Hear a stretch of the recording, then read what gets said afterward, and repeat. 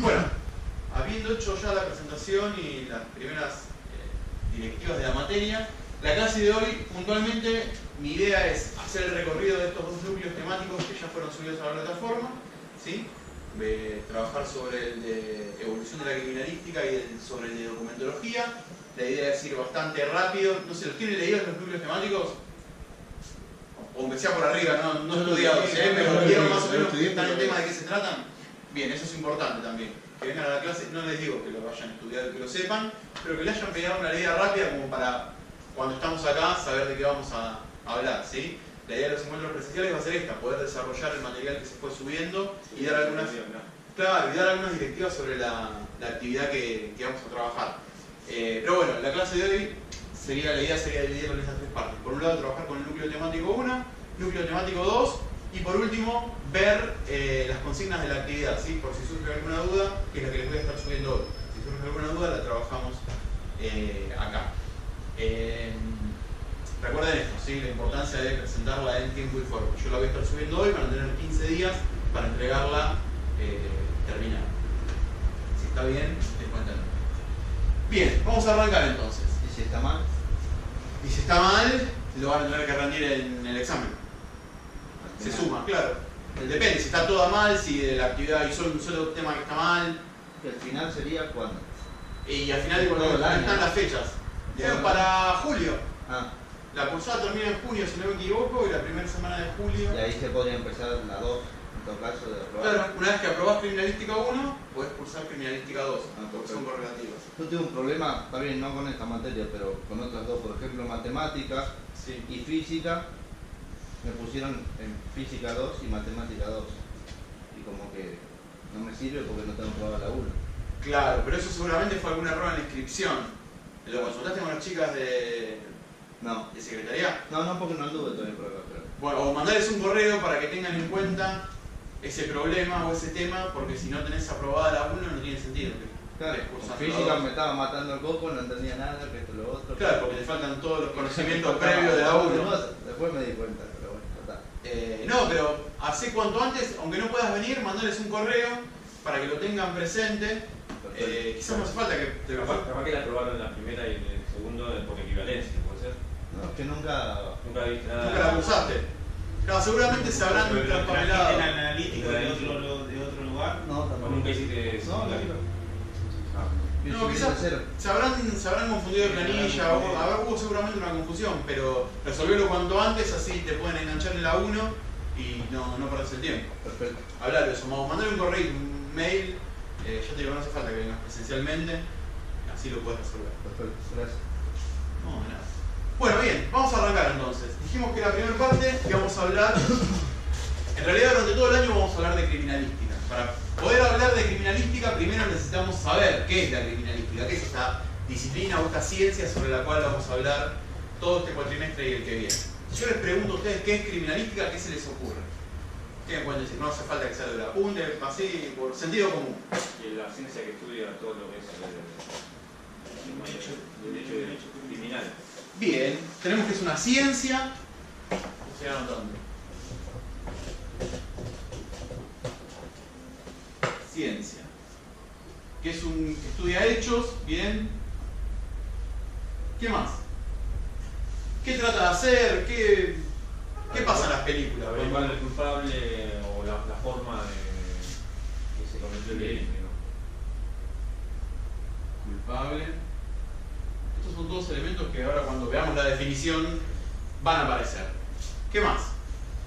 Eso que se pregunta quién, dónde, cómo. Bien, trata de responder el quién. ¿Qué más? ¿Dónde? ¿Dónde? ¿Cómo? ¿Dónde, cómo? ¿Y cuándo?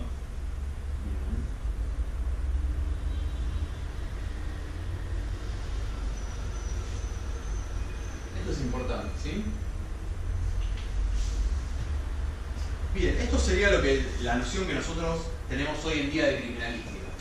Pero en realidad la criminalística es el resultado de la evolución de las formas o las maneras que tenemos las personas de probar algo, ¿sí? Es el resultado de la evolución de los medios de prueba.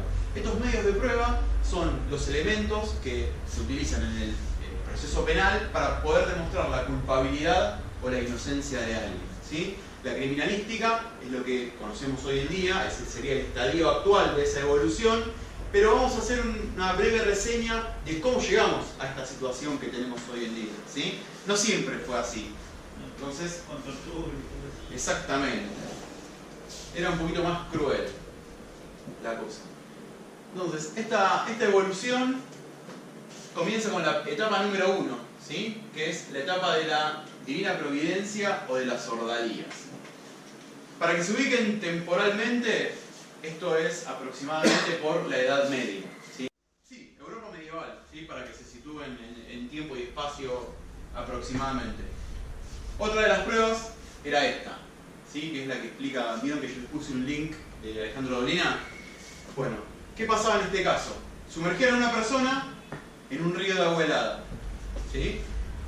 Si la persona se iba al fondo del mar, es porque la persona era inocente y Dios la iba a tener en su santa gloria y la iba a proteger y la iba a recibir en su reino. Y si el río devolvía a esa persona, se la expulsaba hacia arriba, era porque era culpable, así que la capturaban y la castigaban. O sea, o se moría o la castigaban, o sea, ninguna de las dos salidas terminaba siendo buena, ¿sí? Me quedó una duda ahí. Dime. ¿Por qué lo metían en el mar y salían en el río? Que lo pasaban ¿En el mar y en el...? No, en el río, en un río. Recién digo, lo metían en el fondo del mar y salían en el río. Bueno, no, si dije eso está mal. No, En realidad lo meten en un curso de agua, un río, una laguna, un cuerpo de agua que ustedes les guste. Entonces, si lo devuelve, era porque era culpable, y si lo absorbía y quedaba en el fondo, era porque era inocente. ¿Se moría o se moría? Exactamente.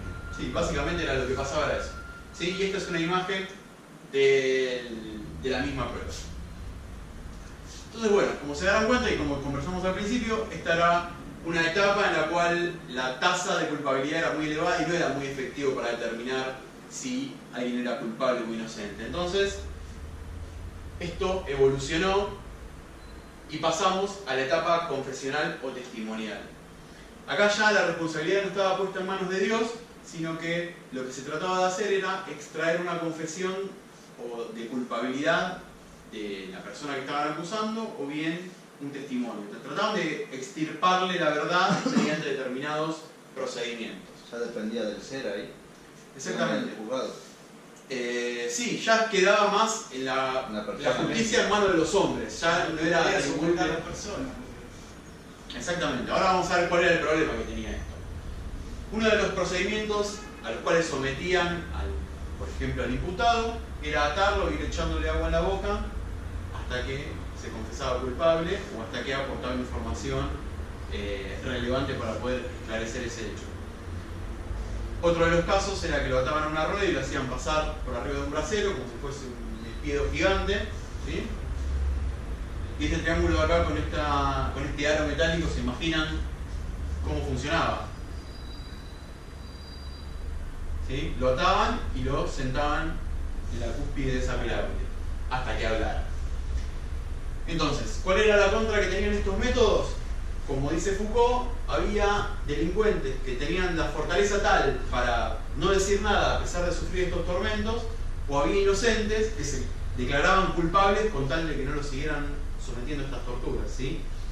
Entonces, también, de nuevo, tenemos métodos que no son eficientes para poder lograr la verdad acerca de un delito o de un hecho delictivo.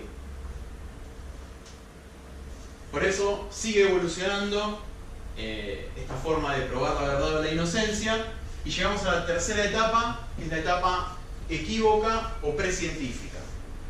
Esta etapa equívoca, lo que se hacía era reclutar ladrones reconocidos que pasaron a formar parte de las filas policiales para poder de esa forma ir a combatir a la delincuencia. O sea que no se utilizaba un método científico, no se utilizaba una metodología, sino que reclutaban a un delincuente que terminaba, digamos, acusando a los que hasta hace poco tiempo eran sus compañeros y de esa forma desbarataban hechos criminales. Se dan cuenta que no era una forma muy efectiva andar reclutando delincuentes. El principal protagonista de esta etapa es Vidocq, que es un delincuente francés. La anécdota que se cuenta acerca de este personaje es que, bueno, era un reconocido malandra, buscado en Francia, con antecedentes delictivos también en Estados Unidos. Digamos que era una persona muy buscada. Una de esas tantas veces que lo agarran, lo llevan ante el jefe de policía y él le propone empezar a trabajar para la policía. Obviamente que el jefe de policía no le cree, lo menosprecia, y dice, bueno, como muestra de su buena predisposición, de que él verdaderamente tenía ganas de aportar a las fuerzas del orden, él le dice que se iba a escapar, pero se iba a escapar y una vez que estuviera prófugo iba a volver ante el jefe de policía para demostrarle con esa actitud de que él verdaderamente quería empezar a colaborar con las fuerzas del orden. Efectivamente lo que pasa es eso. El jefe de policía no le cree, se lo llevan, Vidocq se termina escapando y una vez que se escapa vuelve frente al jefe de policía que lo termina contratando para combatir a la delincuencia. ¿Sí? Entonces, esa sería un poco la historia que resume esta etapa equívoca o precientífica. Tampoco fue una metodología eficiente porque así los delincuentes, como los reclutaban, volvían a ser delincuentes o no dejaban de ser delincuentes por estar perteneciendo a una fila, por estar incluidos en las filas policiales. Exactamente, lo que se logró es eso. Entonces tampoco era un método eficiente para probar culpabilidades o inocencias. Posteriormente pasamos a la etapa 4 de esta evolución, que es la etapa empírica. ¿Qué pasaba en esta etapa empírica? Se dejaban las investigaciones en manos de aquellos policías o aquellos investigadores con mayor experiencia. ¿Sí? Se hacía un paralelismo entre experiencia y saber. Se pensaba o se argumentaba que porque una persona tuviera muchos años dentro de la fuerza o muchos años como investigador iba a ser el mejor o iba a ser el más capaz, cosa de que sabemos que no es así. O sea, una persona por sí misma, la experiencia, si no la complementa con conocimiento, si no la complementa con conocimiento científico, no va a poder lograr una investigación de calidad únicamente por su experiencia. ¿Sí? Entonces, fíjense cómo nos vamos acercando de a poco a una concepción más pensante, más de razonamiento, pero todavía nos falta una pata. Acá estamos valorando mucho la empiria, la experiencia de una persona, pero nos está faltando la pata del conocimiento científico, que es lo que venimos a tener en la etapa número 5. ¿Sí? Es la etapa científica o de la prueba indicial o indiciaria criminalística. En esta etapa es la que se encuentra actualmente la criminalística. La criminalística la encontramos como una ciencia que se encarga del estudio de indicios materiales. Acá no importa la experiencia, no se somete a tortura a una persona para evaluar su testimonio, no se dejan las cosas en manos de Dios, sino lo que hacemos es observar científicamente un elemento físico, un indicio material. Ese indicio material puede ser una vaina servida, puede ser una firma, puede ser un proyectil o un fragmento de proyectil, una huella digital, un billete o algo tan chico como una molécula de ADN. ¿Sí? Lo importante que es que estamos observando científicamente un elemento físico para poder determinar la culpabilidad o la inocencia de una persona. ¿Se entiende cómo fue mutando estos medios de prueba, cómo fueron evolucionando hacia lo que tenemos hoy en día? Entonces bien, ya llegamos hasta el punto actual. Ahora lo que nos falta es definirla. ¿Qué es la criminalística? Y fíjense que en la definición están algunos de los elementos que fuimos mencionando hoy, ¿sí? Decimos que es una ciencia multidisciplinaria. ¿Por qué decimos que es multidisciplinaria? Ahora vamos a ir viendo cada uno de los elementos que están resaltados, ¿sí? Pero como definición vamos a quedarnos con esto. Es una ciencia multidisciplinaria que tiene por objeto la detección y el estudio de indicios materiales de un presunto hecho delictivo con el fin de reconstruir la verdad histórica de los acontecimientos e identificar a los sujetos involucrados para contribuir con los órganos encargados de administrar justicia. Es una definición larga, no pretendo que se la sepan de memoria, pero sí fíjense cuáles son los elementos que la componen, ¿sí? Es multidisciplinaria, que estudia indicios materiales, presunto hecho delictivo para llegar a la verdad histórica, identificar a los sujetos involucrados y contribuir con la justicia. ¿Por qué decimos que es una ciencia? Porque tiene un objeto de estudio y porque tiene métodos determinados. ¿Sí? El objeto de estudio de la criminalística es ese presunto hecho delictivo. Y ahora vamos a ver por qué decimos que es presunto.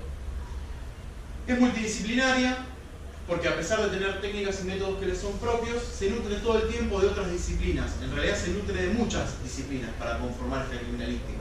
Cuando tenga que estudiar una molécula de ADN, va a recurrir a la genética. Cuando tenga que estudiar el movimiento de un proyectil, va a recurrir a la física, o va a recurrir a la balística para entender el funcionamiento de un arma de fuego, o para determinar una distancia de disparo, o va a recurrir a la biología para analizar un tejido o un indicio biológico. Es decir, se nutre de conocimientos de muchas ciencias para poder estudiar este presunto hecho delictivo.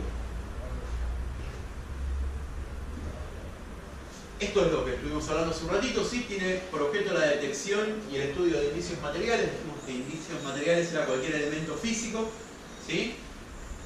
Y la misión, el objeto es la detección y el estudio. Es decir, que va a ir al lugar del hecho, o al lugar donde ocurrió este presunto hecho delictivo. Primero lo va a tener que detectar, va a tener que saber de toda esa escena qué es lo que le sirve y qué es lo que no para poder esclarecer ese hecho.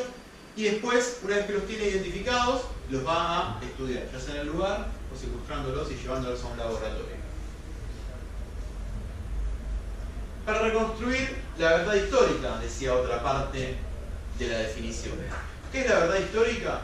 Es cómo efectivamente ocurrió un suceso, pero a partir del estudio de indicios materiales. Es decir, que yo no me voy a basar en el relato de un testigo o en cualquier otro elemento que pueda llegar a ser subjetivo, es decir, que pueda estar influenciado por la percepción de una persona.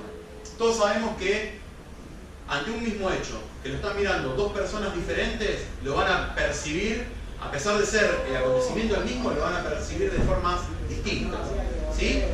Porque eso es justamente lo que hace a la subjetividad de la percepción. Un accidente de tránsito o un auto que se da a la fuga, uno lo va a ver azul oscuro, el otro lo va a ver gris, el otro lo va a ver negro, depende cómo lo haya percibido. No quiere decir que estén mintiendo necesariamente, sino que la percepción que tuvieron del hecho fue distinta, estuvo intervenida por la propia subjetividad. Entonces la criminalística no se puede basar en eso para determinar cómo ocurrió un acontecimiento, sino que se va a basar en el indicio de esos, en el estudio de esos indicios materiales. Acá tenemos el ejemplo de un disparo, ¿sí?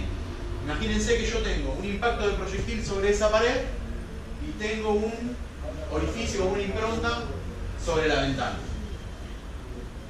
Seguramente va a quedar por aquel sector, en el piso, el proyectil que haya ocasionado esos dos impactos. Si yo entro a la habitación, ¿sí?, puedo relacionar ese impacto que tengo en la pared con el orificio que tengo en el vidrio y voy a poder determinar, tirando una línea imaginaria, cuál era la posición que tenía el tirador, ¿sí?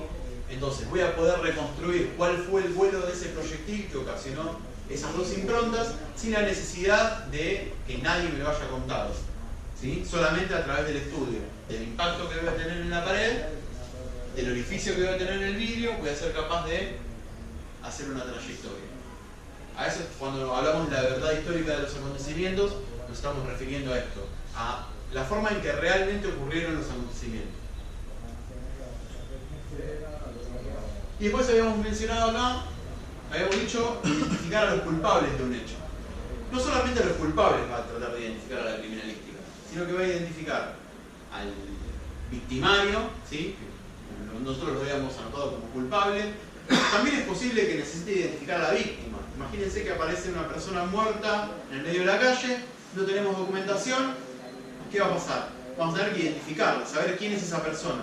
¿De qué forma? Quizás mediante la toma de fichas dactilares que cotejan en el sistema, vamos a poder identificarlo. O sea que la criminalística va a estar trabajando no solamente para saber quién la mató, sino también para saber quién es esa persona.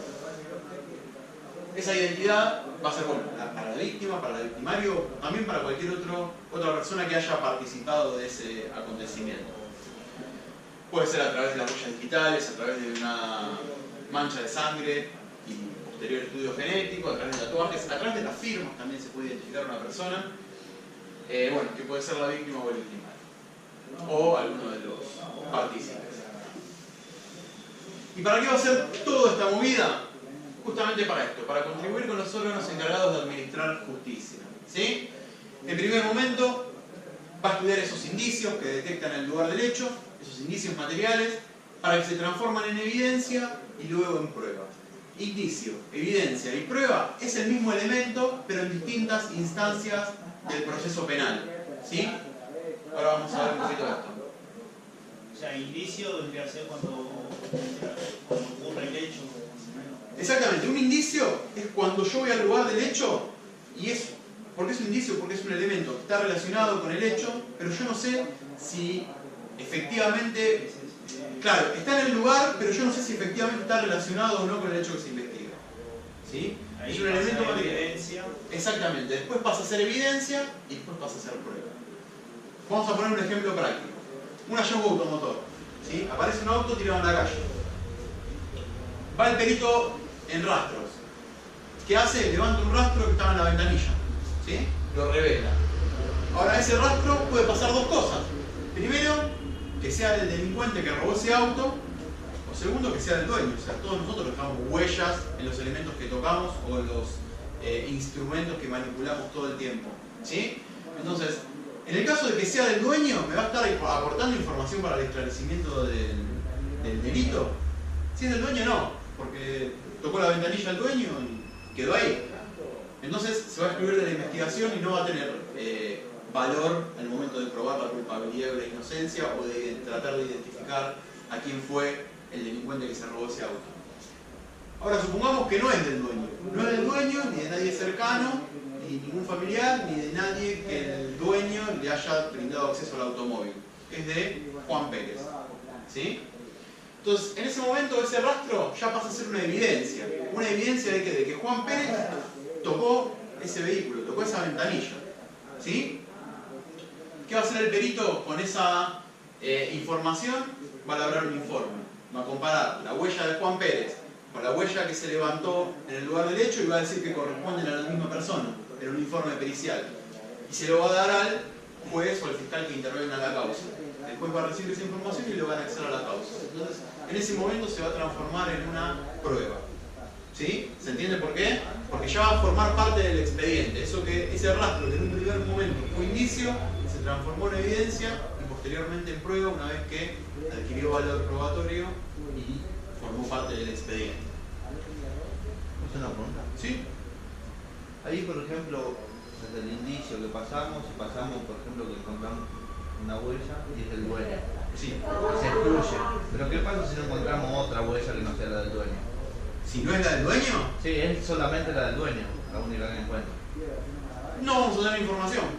O sea, ese indicio que nosotros recogimos durante el relevamiento del lugar del hecho o del elemento sustraído, en este caso el automóvil, no nos brinda información. O sea, por ese camino no vamos a llegar a ningún lado. Ahí donde se busca el pelo. Claro, quizás en ese mismo auto podemos encontrar, no sé, ADN.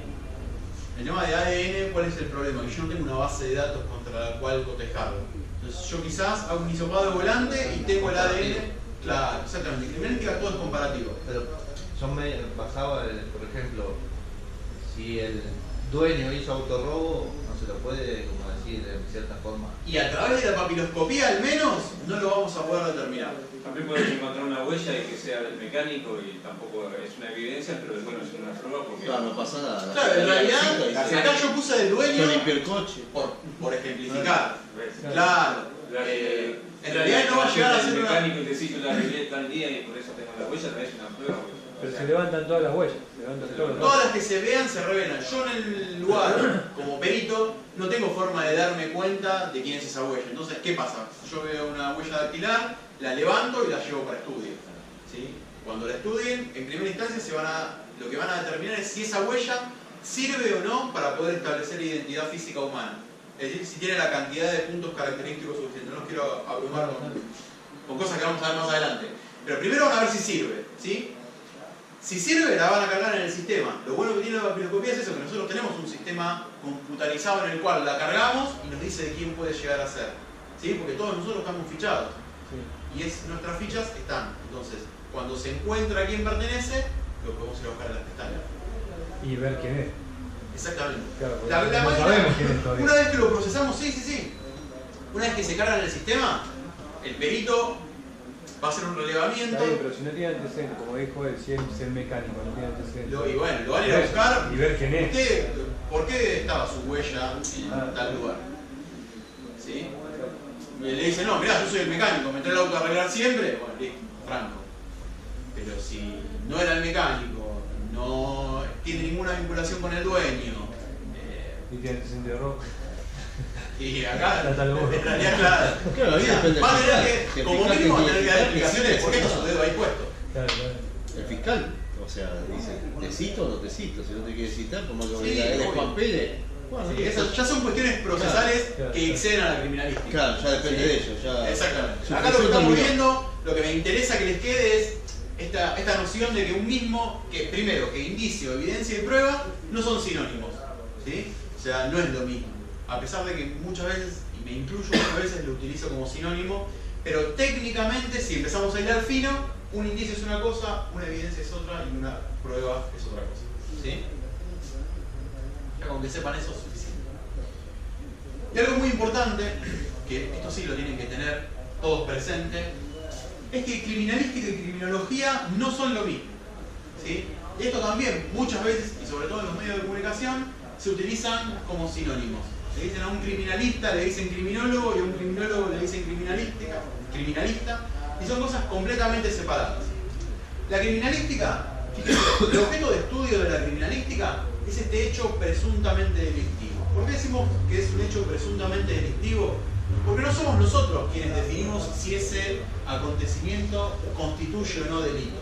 El que lo va a decidir en definitiva es el juez o el fiscal, que van a observar cuál fue el acontecimiento y van a fijarse si encaja o no dentro de un tipo penal de lo que establece el Código Penal. O sea, cuando hacen esa vinculación, si encaja, listo, es un delito, y si no encaja, no. Pero no es responsabilidad ni facultad nuestra como criminalistas determinar si un hecho es o no delito. Nosotros lo investigamos siempre como un presunto delito. Entonces, la criminalística estudia eso. Mientras que la criminología, ¿qué es lo que estudia? Estudia al delincuente, a la víctima y al delito. ¿Sí? O sea, fíjense cómo se enfoca en dos cosas distintas ya de entrada. Uno se podría definir, digamos, como algo en el pasado y algo como algo que lo lleva al tipo a cometer eso que ya hizo. Claro, en parte la criminología lo que estudia es eso, estudia al delito como fenómeno social, estudia por qué una persona se convierte en un delincuente, por qué delinque una persona. Claro. Y lo otro sobre lo que cometió ya, digamos, algo que ya se hizo, sobre el hecho. Claro, sí. Yo no- Uno estudia el hecho en sí y el otro estudia a la persona. Por criminalística, digamos, no podría Bueno, estudiar algo que no pasó todavía. Siempre es algo que ya pasó. Pero lo que pasa es que la criminología estaría estudiando a pasado y a futuro también. Claro, Porque es la estudia por qué criminología. una persona se convirtió en delincuente y cómo hago para resociabilizar a esa persona. Pero no la criminalística. No, a la criminalística lo único que le interesa son los indicios materiales, o sea, los elementos físicos que encuentren en un lugar del hecho para poder reconstruir la verdad histórica. Claro. Y aportar a la justicia y esa información, ¿sí? En definitiva la justicia es la que va a fallar, decir culpable, inocente, cómplice o no. Por eso como que criminalística quedaría en algo del pasado, por ahí digamos, y el otro en las tres formas, pasado, presente y futuro.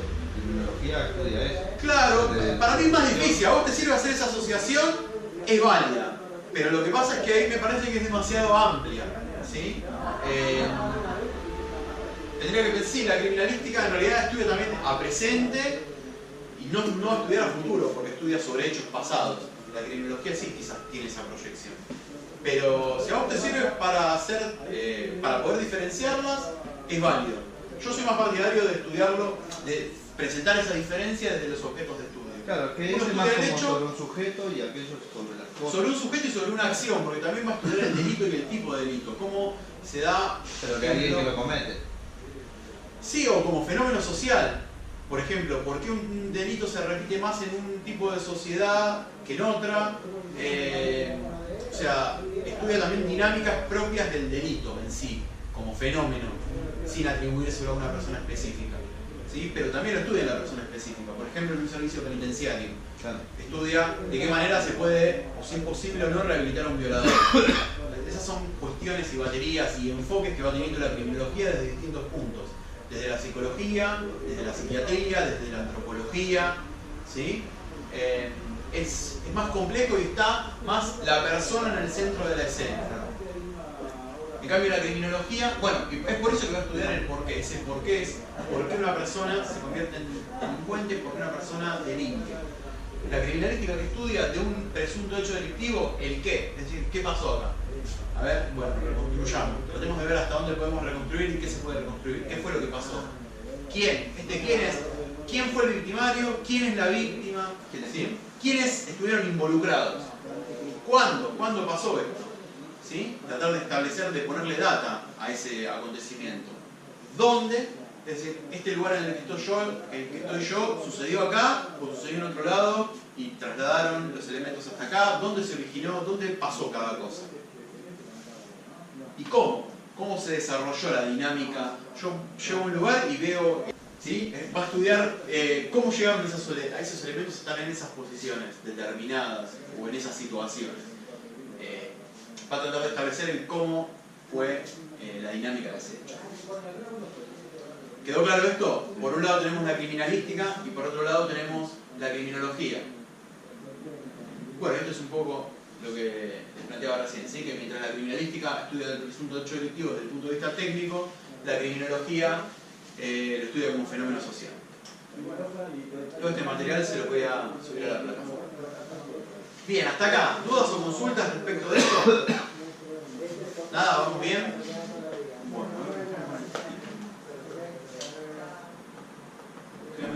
Bueno, vamos a ver esto, hacer un vuelo fugaz sobre documentología y escopometría, haciendo hincapié sobre lo que me interesa que sepan, y después chusmeamos un poquito la actividad que les voy a subir, ¿sí? Bien, la documentología. ¿Qué estudia la documentología? Todo lo que sea documento. Bien, documentos públicos o privados. ¿Y qué va a tratar de determinar sobre esos elementos? Copia, falso. Bien, hay un montón de cosas que va a poder estudiar. ¿Los videitos los vieron? ¿Alguno los vio el video de Granier? Sí. ¿Sí? ¿Y qué te pareció? ¿Se entendió? ¿No se Se entendió? entendió bastante y bueno. ¿Qué fue lo que más te llamó la atención?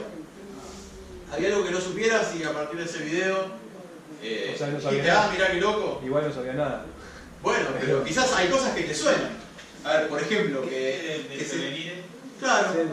Sí, subí 2 o 3 que están relacionados con... Sí, fue Sí, hay un laboratorio de escopometría que funciona en la Superintendencia de Policía Científica. Están muy bien explicadas las distintas áreas. ¿En la nueva que está ahí, la tienen en la cancha de Huracán o...? No, ese es el laboratorio químico. La Superintendencia sigue funcionando allá en Azopardo. Solamente el laboratorio. Sí, había de los billetes, de los documentos también. Exactamente. De todo eso. Ahora vamos a ir viendo.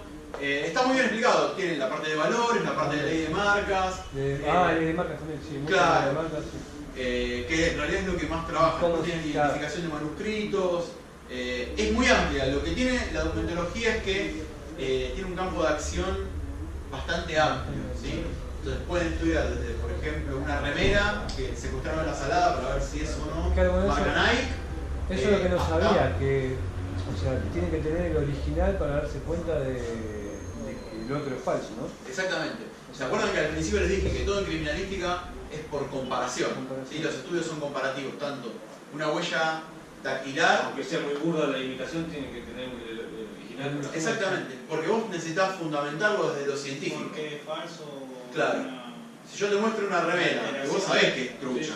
Ahora, ¿cómo te das cuenta? Porque acá es donde deja de jugar el sentido común, porque cualquiera se da cuenta de que es trucha si la imitación es burda, ¿sí? Pero bueno, ¿cómo bajamos eso a cómo lo explicamos científicamente? O sea, nosotros nos damos cuenta desde el sentido común. Ahora bien, al magistrado, ¿cómo le decimos que esto es trucha? Claro, tiene que hacer un informe diciendo, no, la remera, Claro, ¿qué edad porque tiene esta tal tela? bordado no tiene la cantidad de hilos que tiene el original, porque tal costura se hace con tal máquina y de tal forma, y en el original y en el dubitado, que es el que estamos estudiando, no se cumple de esa forma, porque se utilizaron distintos métodos de estampado, porque entramos a marcar todas las diferencias. Por eso siempre es vital en ese confronte contar con un ejemplar de la misma marca y modelo que sea original, para poder compararlo, para decir, bueno, el original tiene estas características, a ver si las encuentro en el que yo estoy sospechando, en el dubitado,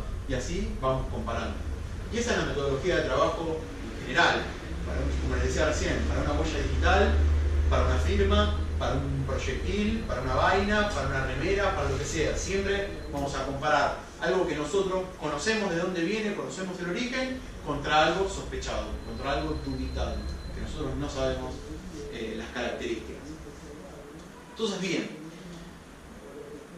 un poco lo que dijimos recién, la documentología, o también llamada en el país copometría, se va a encargar de estudiar documentos públicos o privados, o bien estos elementos, como por ejemplo nombrábamos recién, de la ley de marcas, para determinar autenticidad o falsedad, para detectar adulteraciones o maniobras fraudulentas, y también va a estudiar elementos o dispositivos impresores con fines identificativos. Es decir, si este sello que yo tengo acá, este sello de pago en esa boleta, corresponde al sello de la caja o no, ¿sí? O al timbrado del juzgado o no.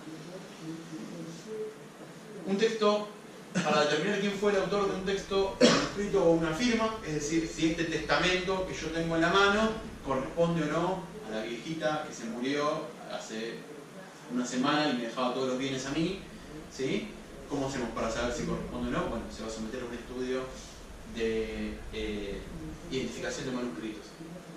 O bien máquinas de escribir, por ejemplo, una amenaza anónima que llega a casa de gobierno escrita con máquina de escribir.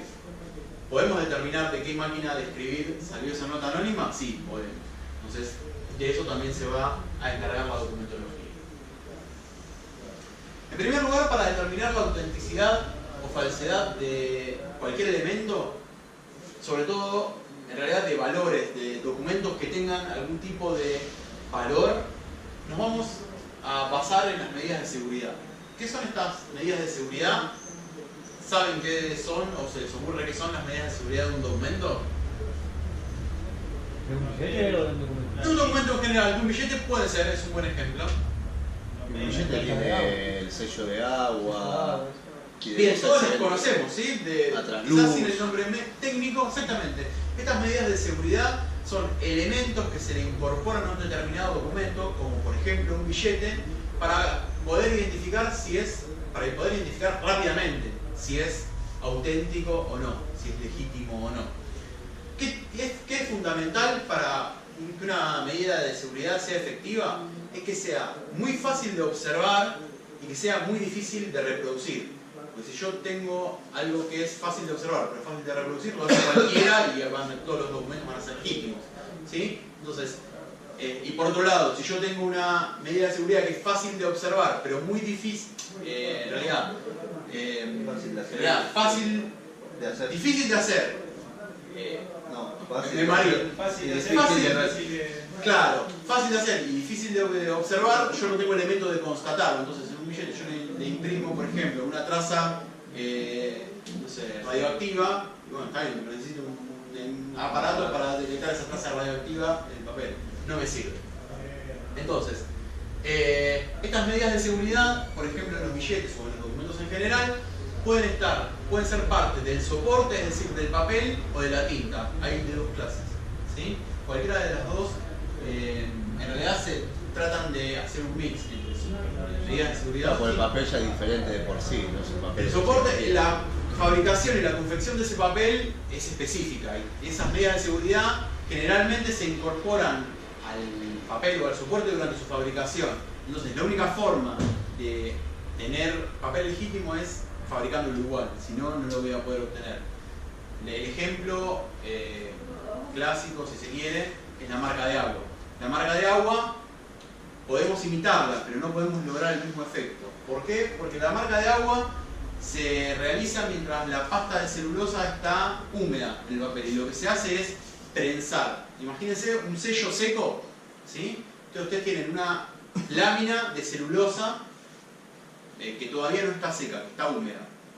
Entonces con un sello seco se presiona, se logra una presión sobre algún sector de esa capa de celulosa. Lo que hace es adelgazar o comprimir determinados sectores, ¿sí? Es decir, donde el sello tenga relieve, me va a formar, donde el sello tenga un alto relieve, me va a formar un bajo relieve. Imagínense que este es el sello y acá tengo la lámina de papel. Cuando esto baje y haga presión, me va a generar un bajo relieve acá, ¿sí? Entonces, acá voy a tener la materia más comprimida. ¿Qué efecto me va a generar esto? Que cuando yo lo mire a trasluz, el paso de la luz no va a ser el mismo el que tengo acá que el que tengo acá, ¿sí? Porque la materia va a estar más comprimida acá. Por acá va a pasar mayor luz o va a pasar con mayor facilidad que donde está presionado esa celulosa. Vamos a poner el cargador. Que es el efecto que nosotros vemos cuando observamos un billete a trasluz y miramos la marca de agua. La marca de agua es justamente eso. La diferencia del paso de luz producida por una compresión de las fibras. Otro elemento que se incorpora durante la fabricación es el anillo, la cinta de seguridad. Esa cinta de seguridad está inserta en medio de estas capas de celulosa. Imagínense que la estamos mirando en corte, ¿sí? En corte y mirándola desde arriba, es decir, desde acá. Yo acá tengo la banda plateada. ¿Cómo hago para que se vea así aventanillada? Lo que se hace es gastar con rodillos sobre la capa superficial de celulosa. Entonces, en algunas partes va a quedar esto a la vista y en otras partes va a quedar entre las capas de celulosa. Y va a dar esta sensación de que está enhebrada entre las capas de papel. Eso, la única forma de lograrlo es en la fabricación del papel. No hay forma. Una vez que el papel está hecho no lo puedo incorporar. Entonces imagínense la maquinaria que se necesita para producir papel, además con las fibras de seguridad, esas que resaltan a la luz ultravioleta, vieron que tienen como unos hilos que fluorescen. Bueno, esos también están agregados durante la conformación. Todo eso no se puede imitar, pero no se puede lograr con las mismas características. Y las imitaciones generalmente son las que se detectan. Volvemos al ejemplo de la marca de seguridad, esa que todos miramos a trasluz el billete, la marca de agua. Esa marca de agua, si ustedes tuvieran algún ejemplar falso alguna vez en la mano, quizás lo miran y si lo miran descuidado van a ver que se nota una marca parecida, o un manchón, ¿sí? O un intento de imitación de esa marca original. ¿Cómo lo hacen? Pintando con pintura blanca, con liquid paper sobre el reverso del billete. Entonces, cuando uno lo mira a trasluz, se va a ver la sombra de esa pintura que le hicieron del otro lado, o esa línea, ese delineado, pero que en realidad está tratando de imitar esa medida de seguridad original, no es la misma, ¿sí? Entonces, esas cuestiones son las que se van detectando. Esas, como nombramos las del papel, tenemos también medidas de seguridad en la tinta. La tinta ópticamente variable, que de acuerdo a la incidencia de luz que tenga, se ve de un color o de otra. La microletra, esa letra que es muy chiquita, que en este billete está creo que dentro del 1000, hay parte que está en microletra. Sí, esta microletra y no sé si en algún otro lado. Creo que no. Eso a simple vista no se ve. ¿Las letras que están acá adentro? Si tenés buena vista las ves. Lo ideal es que tengan con lupa. Está bien. No, lo que no se ve el billete de 1000 está de Claro, bueno, eso es más difícil. Fíjense, en el de 20 también está. Si ustedes miran adentro del 20, se va a ver un BCRA. Eso no se llega a lograr con una impresión láser o con una impresión de chorro de tinta. Es únicamente mediante calcografía, lo mismo que la tinta ópticamente variable y que el resto de las imágenes están impresas con calcografía. La calcografía es eso que tiene relieve, ¿sí? Esas impresiones con relieve. Acá también tiene microletra, que es más chica todavía. Si miran acá en el escote de Eva Duarte, bueno, ahí también hay unas letras chiquititas que únicamente se pueden lograr con impresión calcográfica. Si ustedes las quieren reproducir con cualquier otro tipo de impresión, no lo van a poder lograr. Entonces, son medidas que quizás necesites una lupa, o sea, le agregan una dificultad, pero son muy difíciles de reproducir y se pueden chequear fácil con una lupa. ¿Sí? Ya vayan pasando. Bueno, y como estas medidas de seguridad no solo en los billetes, sino en cualquier documento que tenga determinado valor, se le pueden incorporar estas medidas de seguridad. Por ejemplo, en los cheques, ¿sí? Y pueden estar destinadas a impedir o a dificultar, o impedir en realidad su falsificación, o bien a exponer adulteraciones que pueda sufrir ese documento. Por ejemplo, un cheque, un pagaré, para que no lo adulteren, para que no lo borren, para que no lo raspen, para que no lo enmienden, se le pueden incorporar medidas de seguridad que van a dejar al descubierto ese tipo de maniobras. Por ejemplo, fíjense estas impresiones que se ven en flúor y estas fibrillas de seguridad. Esas fibrillas de seguridad son las que yo les comentaba que se incorporan a la pasta de celulosa en el momento de la fabricación. Y estas impresiones en tinta fluorescente, a simple vista, claro, a simple vista no las vas a ver. O sea, te va a aparecer un documento normal, un cheque normal. Ahora cuando vos las pones bajo la luz UV, pasa esto, fluoresce. Entonces, ¿qué pasa si yo hago un borrado, o un raspado o una enmienda? En cualquier parte donde yo tenga esta impresión, la voy a estar sacando eso también. Cuando lo exponga a la luz ultravioleta, va a quedar evidenciado cuál fue la maniobra de adulteración que quise hacer sobre ese documento. Imagínate que este documento está completo. ¿Sí? Sí, eso sí, pero las marcas de agua, ¿cómo se hacen? ¿Son marcas de agua, se le dice? No, estas son impresiones en tintas UV, ultravioletas. O sea, yo cuando lo mire bajo la luz UV lo voy a ver así. Entonces, imagínate, cuando lo veas con luz normal, luz día, luz blanca, lo vas a ver como un documento normal. Esto no se va a ver, no lo vas a apreciar. Entonces, imagínate que esto está completo, ¿sí? Este cheque, y produjeron una maniobra de borrado acá. Cuando borran la tinta de la inscripción, también van a estar sacando esta tinta UV. Sí. Entonces, cuando yo lo someta a la luz ultravioleta, no voy a ver la continuidad de este rectángulo rojo. Perfecto. Voy a ver el manchón donde fue borrado. Entonces, es una manera de exponer cuál fue la maniobra de borrado que se hizo sobre ese documento. ¿Se entendió? Sí. Bien.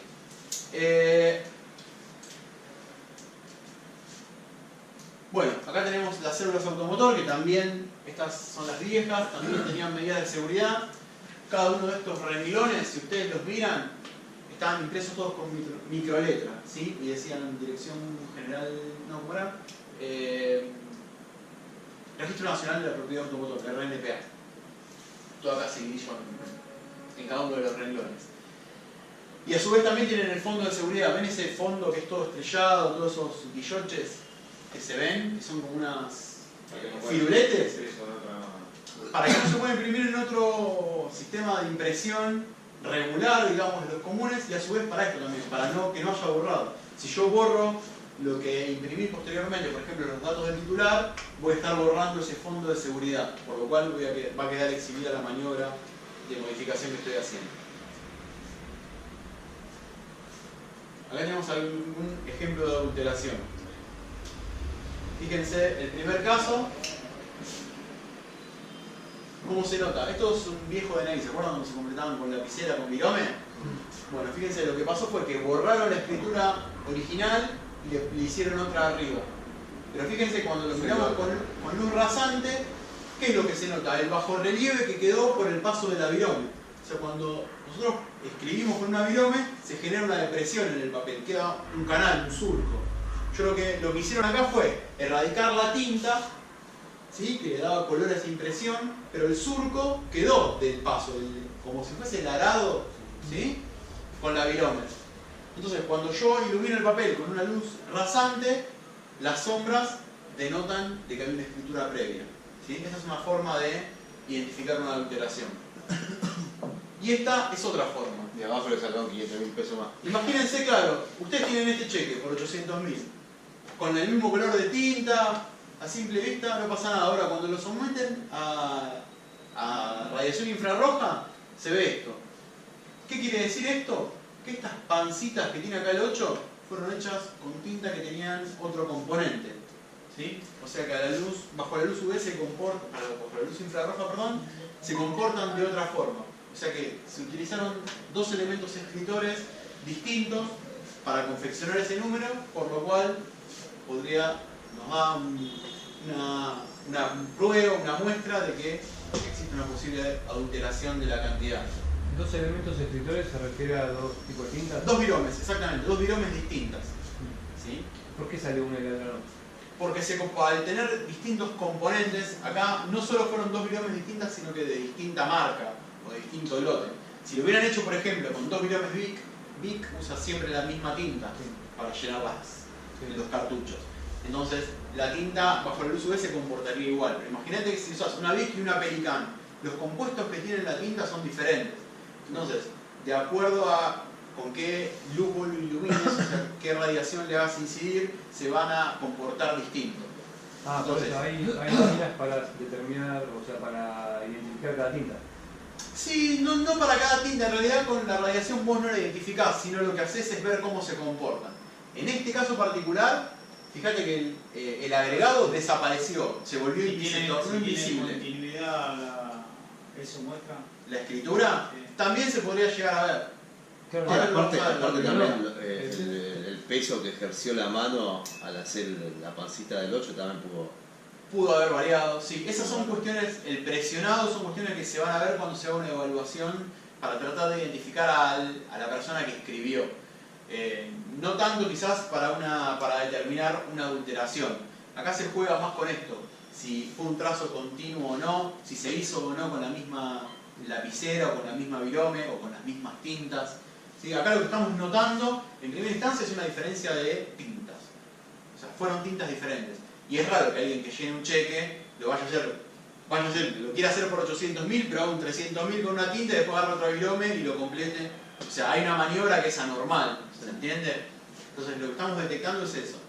Posteriormente este monto o esta cifra va a tener que estar reproducida en letras también. Tenemos que estudiar de qué manera estaba esa parte del cheque completada para ver si respondía o no, para ver si se evidenció o no también esta maniobra fraudulenta. Pero bueno, son formas. Esta es otra, ¿sí? Fíjense acá, como con luz de aumento también se nota que hay una escritura previa. ¿Y de qué manera se puede revenir esa escritura? Lo mismo, incidiéndola con luces con diferente longitud de onda, o sea, de diferentes colores. Y acá fíjense cómo se comporta la tinta del 7, que también se puede llegar a ver en la tinta que conformaba el 4 que estaba por debajo, ¿sí? O sea, en los componentes de tinta que quedaron insertos en el papel, porque no fueron erradicados completamente, se comportan de una determinada forma que se tornan visibles con una determinada radiación. Eso es lo que hace a la detección de falsificaciones y adulteraciones. En cuanto a la identidad, este concepto de identidad también lo vamos a ir utilizando en varias partes, en varias disciplinas de la criminalística, ¿sí? Vamos a decir que la identidad es aquel conjunto de características que nos permiten diferenciar a un elemento o a una persona del resto, ¿sí? ¿Cómo nos reconocemos nosotros en la calle? ¿O cómo reconocemos a un amigo en la calle? Por las características que tiene en el rostro, que lo hacen igual a sí mismo y diferente a todos los demás. Ahora imagínense que ustedes tienen un amigo que tiene un gemelo, ¿sí? Ustedes lo van a ver por la calle y quizás a simple vista no reconozcan uno del otro, ¿sí? Porque hay igualdad en muchas de esas características. Pero uno de ellos tiene una cicatriz en la frente. Entonces, van a reconocer que su amigo es el de la cicatriz, a pesar de la similitud en características que va a tener con su hermano, con su gemelo, ¿sí? Esto es un poquito la diferencia entre las características de origen y características adquiridas. Las características de origen son aquellas que el elemento o la persona trae desde su origen, ¿sí? Es decir, no sé, es flaco, alto y de ojos celestes, ¿sí? Ahora, el gemelo también va a ser flaco, alto y de ojos celestes. Pero bueno, va a tener una cicatriz en la frente que va a ser una característica adquirida que lo va a diferenciar de su gemelo. ¿Se entiende? Sí, características de origen y adquiridas. puede ser un tatuaje también, ¿no? Puede ser un tatuaje. Porque es adquirido. Sí, tranquilamente. ¿Sí? Pues cualquier característica que la persona o el objeto adquiera, ¿sí? Durante su vida útil, si fuese un elemento, ¿sí? Un objeto. Entonces, a través de esos elementos nosotros podemos lograr identificar. Y esa lógica se va a utilizar todo el tiempo, ¿sí? Cuando hablemos de proyectiles de armas de fuego más adelante, lo mismo. Vamos a hablar de las características de origen de un arma de fuego y de las características adquiridas de un arma de fuego. En este caso hablamos de las características de origen de una máquina de escribir y de las características adquiridas de esa máquina de escribir. Las características de origen, ¿cuáles serían? Bueno, la morfología de las letras, ¿sí? ¿Qué forma tiene cada letra? Saben que cada marca y modelo tiene una tipografía específica para esa marca y ese modelo, ¿sí? A pesar de que quizás a veces las puedan compartir. Pero son características que hacen, que me permiten identificar. Volvemos al ejemplo de un anónimo. Llega una amenaza anónima a casa del gobierno, escrita con máquina de escribir. Entonces, a través del estudio de la tipografía yo puedo lograr identificar que fue, por ejemplo, una máquina Olivetti modelo de los 80, porque utilizaba ese tipo de tipografía. ¿Sí? Hasta ahí voy bien. Ahora, ¿cómo hago yo para identificar qué máquina Olivetti fue la que escribió o fue la que se utilizó para escribir esa nota o esa amenaza? Bien, lo que tendré que hacer es un ejercicio comparativo acá. Voy a tener que, en primer lugar, tener la máquina sospechada.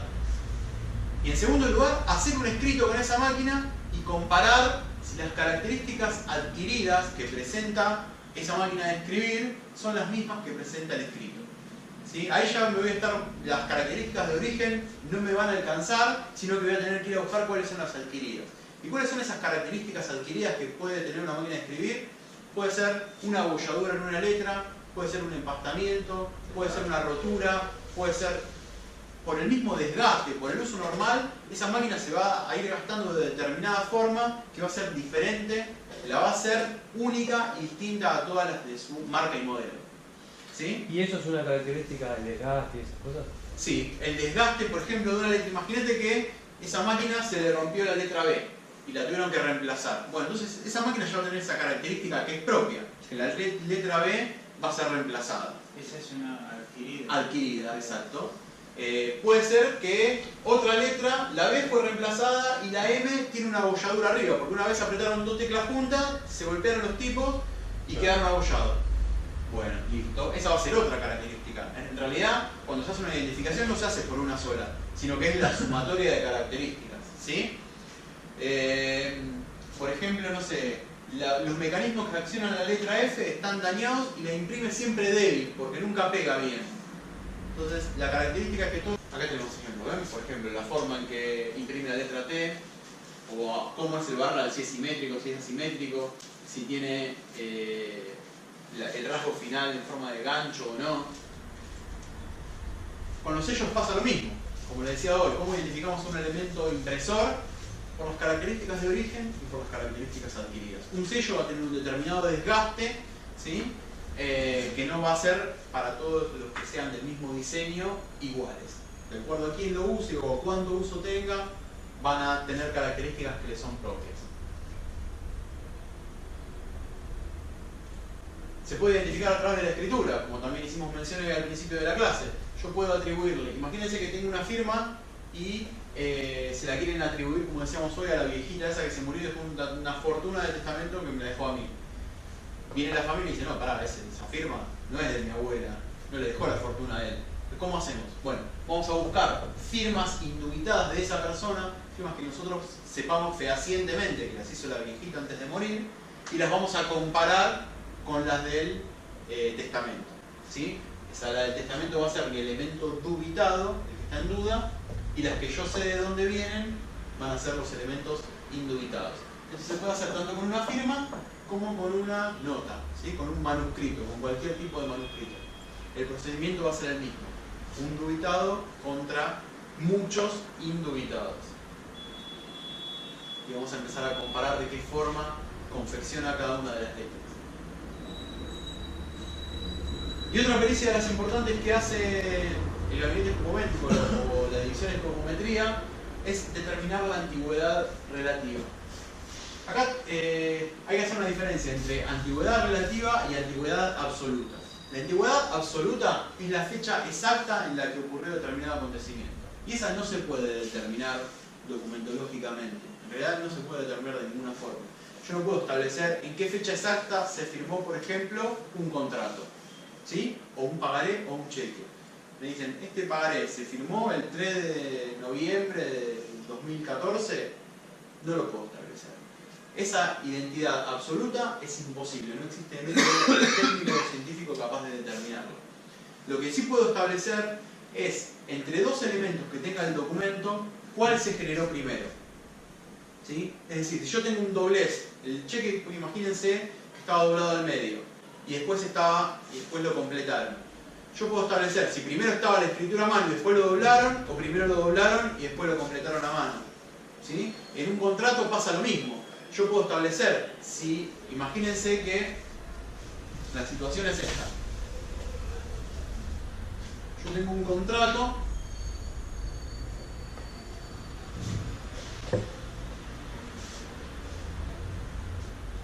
cláusula 1, 2, 3, 5. ¿Sí? Y lo firmo acá abajo. Y viene alguien y me agrega una sexta cláusula. Y después me viene a reclamar algo por esta sexta cláusula. Pero pará, cuando yo firmé el contrato no estaba. Entonces, ¿hay forma de determinar si cuando yo firmé estaba o no estaba esta sexta cláusula? Sí, porque fíjense que acá voy a tener elementos en los cuales van a estar intervenidos los... Claro, ¿cuál estuvo primero y cuál Exactamente, yo voy a poder determinar si estaba primero la firma y después la cláusula, o primero la cláusula y después la firma. Y por más que no toque también. Si no toca, no, yo necesito siempre que estén vinculados por algo. ¿Sí?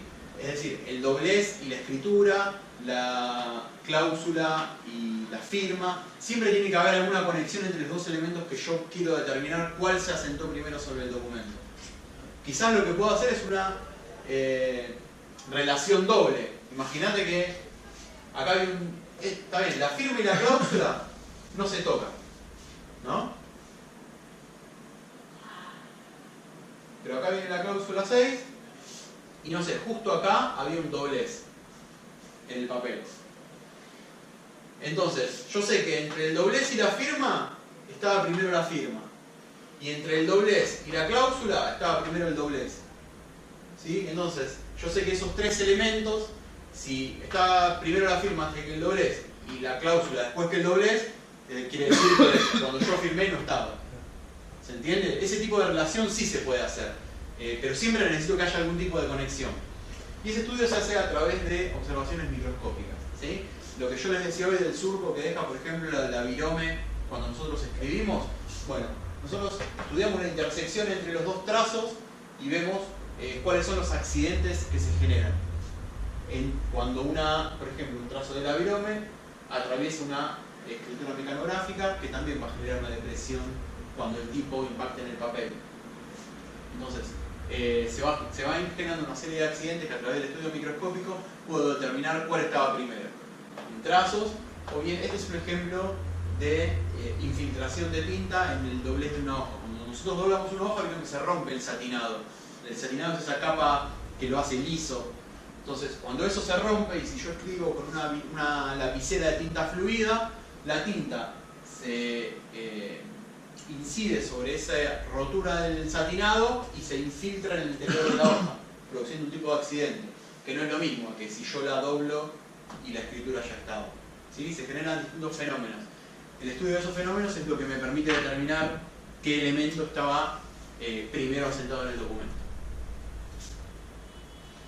Entonces, haciendo un resumen de todo lo que puede hacer la documentología o la escopometría, que es lo que me interesa que sepan, en definitiva, no tanto la técnica de estudio, sino qué es lo que puede hacer el perito en documentología. Detecta falsificaciones o adulteraciones, establece la autoría de un manuscrito, ¿sí? O de una firma, establece la antigüedad relativa entre dos elementos que pueda tener un documento y realiza pericias sobre fotocopias, sobre impresiones, sellos, lacres, etcétera, con fines identificativos, es decir, con fines de relacionar un escrito con un elemento escritor, una impresión con un sello, una mecanografía con una máquina de escribir, ¿sí? ¿Se entiende? ¿Alguna duda, alguna consulta de esto? ¿Nada?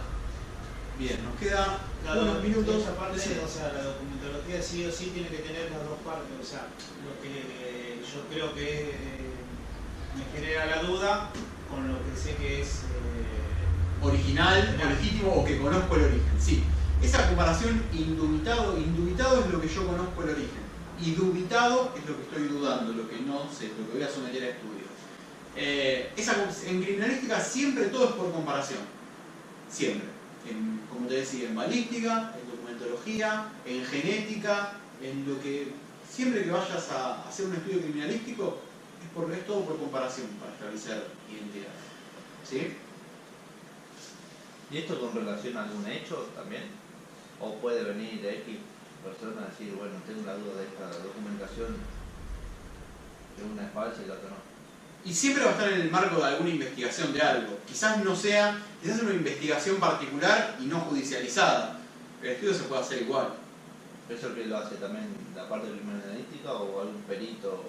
Sí, lo que pasa es que va a ser siempre una investigación criminalística. Vos lo que el estudio propiamente dicho va a seguir la metodología criminalística. No quiere decir que quizás no esté enmarcado en una investigación judicial. Puede ser una investigación privada. Si vos contratás a un perito para que haga determinado estudio, la investigación que haga va a seguir siendo criminalística, pero no va a estar asociada a la justicia quizás. O a un órgano que... Por ejemplo, alguien le vende el auto a alguien, viene con el título ya firmado, pero tiene duda de si el origen es verdadero. Sí. Ahí, ¿qué tiene que hacer una denuncia o algo para que pase a esto? Y no, ante esa duda habría que verlo. Porque si vos haces la denuncia cuando sabés que algo es falso, en realidad. Vos lo que puedes hacer es asesorarte con un perito para que antes de firmar o antes de comprar ese auto, para que vea si la firma o que vea si ese 08 cumple con las medidas de seguridad, por ejemplo. ¿Sí? Y el perito tiene que ver con la parte criminal. Claro, ahora si vos lo firmaste, te vendieron el auto y después te diste cuenta que es trucho y querés hacer una denuncia, bueno, tendrás que presentar a la justicia y ahí ya sí, mandarán a hacer a un perito oficial, a una fuerza de seguridad para que... Pero ya eso va a estar en el marco de una causa penal. ¿Sí? Pero se oficializa. Bueno, acá esto se los dejo, no lo vamos a leer ahora, se los voy a subir en el PowerPoint para que lean, es una nota periodística que es bastante breve, ¿sí? Pero es para que la lean, son 2 hojitas nada más, y hagan un paralelismo con las primeras hojas de la historia que estamos leyendo, de la Virgen en sus ojos, ¿sí? La novela se basa en ese hecho. Exactamente. Ahí fíjense, la idea es que hagan el ejercicio de ver qué elementos menciona ahí, que evidentemente es una persona que tuvo acceso al expediente, las 2 personas, el periodista que escribe la nota, el artículo periodístico, y la escritora que escribe la novela. Fíjense cuáles son los elementos puntuales que se hacen mención en la nota y que también se mencionan en el libro. Hay algunos pequeños detalles que se nombran de forma textual, ¿sí? Así que hagan ese ejercicio. Vos que la leíste toda vas a encontrar más. Sí. Está buena la historia, está muy buena. Bueno, Hasta el último momento no te das cuenta que fue. Lo matan al final, ¿no? Lo matan al Es el final. mayordomo. No, al principio. El dinero siempre tiene... Es el mayordomo. Bueno, les muestro esto. Esta va a ser la actividad que voy a estar subiendo hoy, ¿sí? El punto número 1 dice que lean los primeros 5 capítulos de la novela La Virgen en tus ojos. Eso para arrancar. Después, el punto 2 dice de los interrogantes que la criminalística intenta responder en cada presunto hecho delictivo. ¿Vieron los interrogantes que hablamos? El qué, quién, el cómo, cuándo. De esos interrogantes, ¿cuáles se responden en ese fragmento de la novela? ¿Sí? O sea, lo que van a tener que hacer es leer esos 5 capítulos, tener en cuenta cuáles son los interrogantes y ver cuáles se responden. Hay algunos que tienen respuesta, ¿sí? Entonces, lo que me tienen que poner es copiar textual cuáles son los que se responden y con qué frase se responden. Indicando a qué interrogante corresponde. Bien. ¿De todos se responden? No todos. Va, en realidad no, hay algunos que no se responden. El quién No, es que no el se asesino, sabe. el libro. ¿Dónde se Pero, por sabe? ejemplo, el dónde, el cómo, entonces, copian textual, el dónde, por ejemplo. ¿Cuándo? En tal lado, tal lado, tal lado. ¿Cuándo dudoso, Pepe?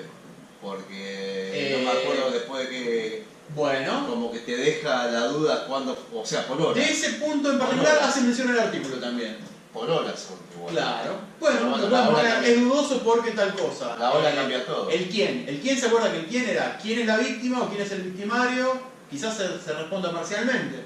Bueno, todas esas cosas. A medida que vayan reconociendo cada uno de los interrogantes, me ponen con qué fragmento, con qué línea de la novela se responde.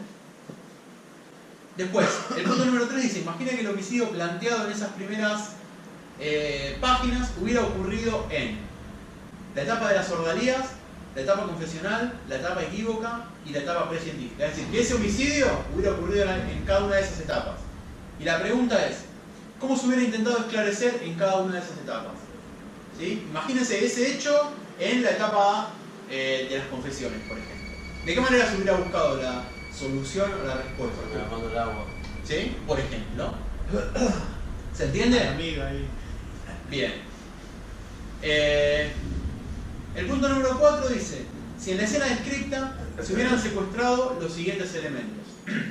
Una nota anónima mecanografiada en la que el asesino expresaba los motivos por los cuales cometió el hecho. Eso, ¿Sí? jefe, disculpe. Sí. El punto 4, ¿es por el libro o es por la nota que usted va a subir a la...? No, por el libro. Es todo por el Fíjense libro. que el punto 1 es exactamente. Todo por el libro. Y esta parte agrego algunos elementos. Imagínense que en eso... Porque no hubo nada en el libro. Claro, no hubo nota. Pero imagínense que hubiera existido esa nota. ¿Sí? Hubiera existido esa nota, hubiera existido una máquina de escribir que había en el lugar, hubiese existido un DNI de una persona desconocida. Hubieran existido esos elementos que yo les menciono ahí. La pregunta es, ¿qué clase de pericia podría solicitársele a un perito en documentología sobre esos elementos? ¿Sí? Es decir, en el lugar del hecho se secuestran estos elementos que les menciono acá. ¿Qué pericias se le podría pedir a un perito qué podría establecer sobre esos elementos que se secuestran? ¿Sí? Y creo que ese es el último. Bien, son esos 4 puntos nada más. ¿Sí? Se relacionan cosas de la novela con cosas de lo que vimos hoy. Lo hacen, lo contestan y me lo mandan por mail. ¿Sí? El mail, esto es importante, no lo manden por la plataforma.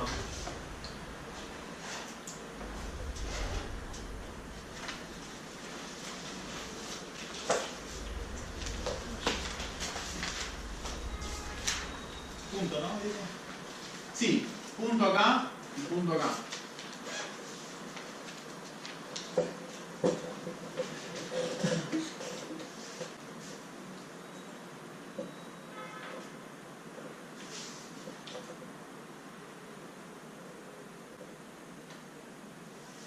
Es juan.pablo.acorinti.